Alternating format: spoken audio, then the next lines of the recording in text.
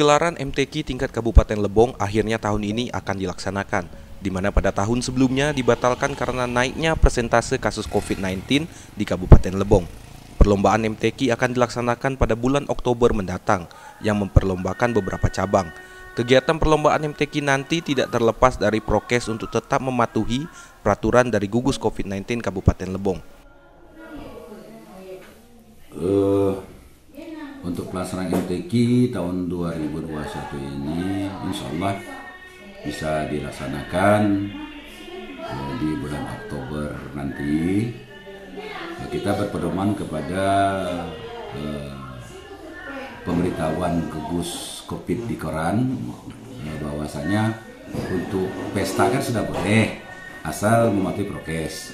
Nah, pesta itu kan lebih ramai daripada MTQ. MTQ kan berbeda tempat. Cuman pembukaan saja yang kita ngumpul sebentar baru bisa tempat-tempat lomba. Insya Allah kalau tidak ada peningkatan kasus COVID ini, Oktober ini kita melaksanakan seleksi tingkat kabupaten.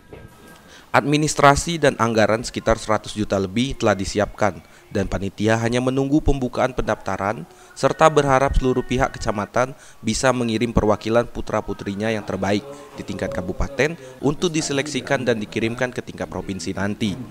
Administrasi untuk kegiatan tersebut sudah kita siapkan, termasuk dananya sudah kita siapkan. Tinggal lagi ya kita menerima ini, akan membuka pendaftaran nanti dari kecamatan-kecamatan. Nah, mudah-mudahan lah kecamatan-kecamatan yang ada di Lebong ini sudah menseleksi putra-putrinya di masing-masing kecamatan.